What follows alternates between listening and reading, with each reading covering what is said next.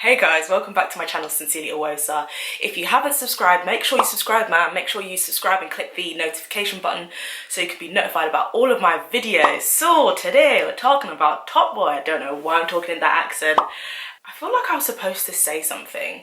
I'm not. Let's get into it. Okay, so London Hughes came out with an article about Top Boy, and to be fair, I'm not the biggest fan of Top Boy. Not the biggest fan. And actually I watched an episode and it had like a light-skinned lawyer, and then she started sleeping with Ashley Walters' character, and I was just like, what in the teenage boy wet dream is this? Because I feel like the feminist in me was just like, this, I don't know about the rest of the show, but this particular scenario, this ain't it. I just decided, you know what, it's not for me, but the rest of you that want to enjoy it, honestly, go ahead. Like literally, like no shade, don't really care. Then London Hughes came out with an article about it last week, I believe, just before it came out on the 10th of September, and she was basically saying that she feels like it's a negative, it's perpetuating a negative stereotype of black people and black British culture and London and black people in London specifically, and that it makes people feel like we're all in gangs. That's the gist of it. I didn't read the full article, but I read some of it, and I read what people were saying about it. Sorry, I hadn't had time to properly go through it. But to be honest, I don't really have that many qualms with the article. I feel like, excuse my hair by the way, I've literally just dyed it, so some bits aren't as as popping as others, so we're just gonna pretend like it's not happening. One thing I did say, I love London Hughes. Like, I love her, I love what she stands for, I love what the brand and her career that she's literally had to scrape hard for. I don't really like respectability politics. So there was a point in it where she said, I had to convince people that I wasn't in a gang when they asked, because I was in a library gang. Sounds a bit corny. I can totally believe that it happened, but it does sound a little bit corny. But the idea of convincing white people that you're not the stereotype that they have like pulled onto you, for me, is like respectability politics, and it's perpetuating the idea that there are good blacks and there are bad blacks, and I'm a good black. I would never hurt anybody. I'm not in a gang. And I think that that's very dangerous. And you know, people are people. Nobody asks this about white people. When white people like shoot up churches, nobody asks a representative of the white community to come forward and speak, but it does happen to black people and Asian people and people of colour. I think when we're talking about Top Boy, and I'm going to reference a lot to TOPBOY, who is the editor of Black Ballad, I will link them below. They're amazing. You should definitely sign up. They're basically an online magazine, and they create amazing content, amazing really factual, well-researched articles. And she was saying in her newsletter about competition, and the fact that really like Top Boy is just one strand of competition, and when it comes to content that's pertaining to the black community, content needs to have competition. Like there can't just be one, you know what I mean? Like having just one is the reason why some black people, they kick the ladder down that they climbed up from, you know, so that no other black person can get in the room that they're in. Obviously not all black people are like this, but that is one of the symptoms of only having one black person, or only having one black newspaper, or only having one black hit TV show. It just creates a problem, and it creates scarcity. What we really need is, we need to be able to have like competition, healthy competition. We need to be able to have variety, and we need to be able to have options. And we're always saying our blackness isn't a monolith, and it's like, okay, well then like be about it. Like, not everything is going to be the same. Not every piece of content should be the same, or should explore the same story. And at the end of the day, Black Britain is very multifaceted, and I think this is where people are getting a little bit misguided in their anger. I get that like people feel like that it's a negative stereotype. Okay, but it's happening though. These are real stories. It's actually happening, and it's like we can't ignore the maybe uglier side of black British culture, and then only talk about the positive stuff. Also, something about that kind of seems like pandering to whiteness a little bit. It's almost like, oh, like, look, like let's talk about black Oxford students because we're clever Negroes too. It's just really gross. What we need to be able to do is explore all the different like all the different facets of Black British culture, or even Black American culture, or wherever y'all are. All of the different bits need to be covered, you know, and explored and shown. And I think that's what is fair, and that's what's beautiful, and that's what's right when it comes to approaching Blackness. The monolithic thing, it has to go, and I think that's one of the main ways to do it, is to make sure you show all the different types of stories and not kind of pushing away one because it doesn't fulfill the idea of what we want our community to be. I want to read a section of the Black Ballad editor's newsletter. Just as Top Boy exists on Netflix, so does Black Earth Rising. Okay, I watched that. So does Turn Up Charlie. Okay, I watched that. It wasn't good though, but I watched it. So does Belle. Okay, I've watched that. So does Been So Long. Watched that, and I've been to the premiere. Okay, good. So I'm not trash. Because sometimes they're like, you know, we have other shows, and like they list them, and I'm like, have I actually seen any of these? But no, I've seen these.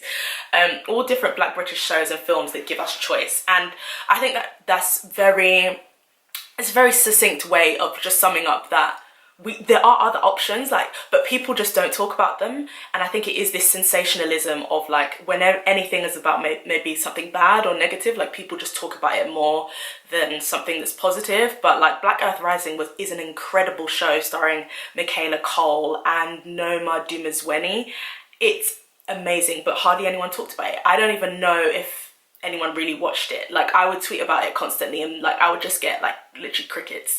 So I think there is that scary thing of like, when anything has to do with the criminal world, and Black people are in it, I think everyone just kind of like, there's just this rise of like people talking about it and then people watching it. The director of The Intent, but he was saying like, oh, I get a lot of criticism about people talking about how I constantly make criminal based movies, and I've explored other options. Like, I made a rom-com and nobody talks about it, so I just went back to doing what people wanted to see. And I think there is a conversation to be had there about, one, okay, like the fact that it shouldn't be the only thing that we see about our culture, but two, why is it that people tend to pay attention to this type of content a little bit more than other types of content, even if it's just talking about it. Like, even with Top Boy, even if it's just a fact of having a backlash or a constant online conversation, like, why is it that we're talking more about that type of content than Turn Up Charlie, than Been So Long, which was a really, really good like Black London-based musical that's on Netflix right now. And it's complicated, and the more I'm like learning about acting and the more I'm training to be an actor, I'm understanding that the industry makes it very, very hard for especially Black British content to be created and to be produced. You know, I'm learning that shows like Top Boy, even if it was about like two lawyers, like Toby was mentioning in her newsletter, even if it was about two lawyers, the stereotype that exists in Britain is still very insidious, and it's still very present, and it will still be present even when we have shows like people with conventional or high paying or highly viewed jobs. And even if you look at like Hollywood in the 1980s, there was just a slew. They were constantly churning out gangster, crime-based movies with specifically with Black men characters. And obviously, like, seeing the success of things like Boys in the Hood and Friday, Hollywood seems to just kind of latch onto that. And obviously, because they're working with racism as well, they weren't really coming from the angle that John Singleton was coming from. He was coming from the angle I'm saying, like, this is a story, this is what I saw growing up, and I want to tell this story in a way that's authentic to me. Whereas Hollywood sees it and they're like, oh, well, this works for us because we can gain money, but it also works for us in the sense that we see you guys as criminals anyway. And they're not going to come from the sensitivity and the intellectualism that John Singleton came with it, and which is why you see a lot of the time producers and distribution companies and all of them not there, they will make sure that the character is just very, very two-dimensional, lack of humanity, and the lack of just the complex nature of what would lead somebody into a life like that. And they were churning out these movies constantly, to the point where Lawrence Fishburne and Cuba Gooding Jr. both spoke about how their careers suffered massively from starring in films kind of in that genre, and the fact that they were pigeonholed because the white execs basically thought that they weren't capable of displaying any kind of range that was outside of what they'd previously been seen at doing. And here comes the complex thing of like, okay, we need to show these stories, but what happens when these stories get a lot of attention and white Hollywood starts to think that, okay, this is the only viable way of making money with black actors and actresses, and so we're going to stick to this narrow genre, and we're not going to really explore anything outside that. And that's where it becomes a problem, because they're thinking of, okay, well, that Top Boy made loads of money, so why don't we just keep on making loads of shows like that? And I'm not saying that this is Top Boy's fault. This is white supremacy at work. That's nothing to do with them. And that's why I think it's really great that people like Daniel Kaluuya and a few other celebrities actually are setting up their own production companies, so that I think Mo, the comedian as well, Mo Gillingham, I think it's great that they're setting up their own production companies so that they can they can have a lot more control over what they create. Don't get me wrong, they can still be stonewalled by white gatekeepers, but it will make it a lot harder. And I think that's an important progression, so that we stop this insidious cycle of, oh, okay, well, that gang-based movie made loads of money. That's the only type of film that we're going to finance in the next like 5 years, because we've seen that that's like a trend. And I think the production companies that are black owned, I think that's a useful check and balance to just that BS, so that we can kind of move forward. One thing that I heard Vic Sanusi speaking about on Black Girls Living, who I've mentioned last week as well, is she was saying how like there are so many black British millionaires in this country, like so many, or even just black millionaires who just live in London and love London. And it's like, why did it take Drake to come all the way from Canada or LA to finance or to make this season happen, and to kind of like give the rebirth of Top Boy? Like, why did it take that?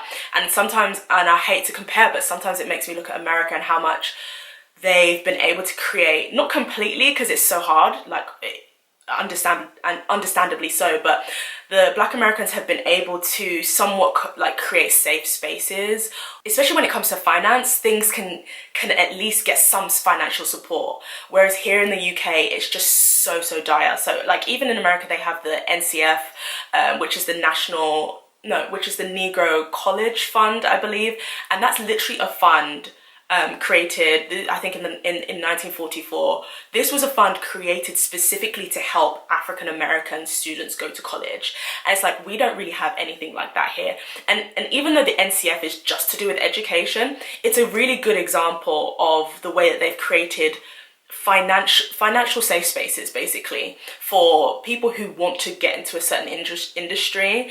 And this isn't the first time I'm hearing about something like this in America. And over here, it's such a shame, because even though racism is not as overt, there just aren't enough places where we can find that kind of support. And I mean, like, the more I'm learning about acting, the more I'm trying to learn if there are things like that for artists, like for creatives, especially those who want to get into acting and singing. But it's really, really difficult. It really shouldn't have taken an overseas artist to make this happen. Come on, like, what? Literally, I just want to know what happened. Like, this isn't dragging any of the really wealthy black British actors. I genuinely want to know why they weren't interested in bringing a revival of this hit TV show. One thing I will say, obviously Top Boy helped launch, I won't say launch the career, but it was a great stepping stone for people like Letitia Wright. John Boyega also starred in a British, I won't say small, but pretty small British movie called Attack the Block, which didn't have the best stereotypes, if we're playing by that whole rule. They were able to use that as a stepping stone to do bigger things.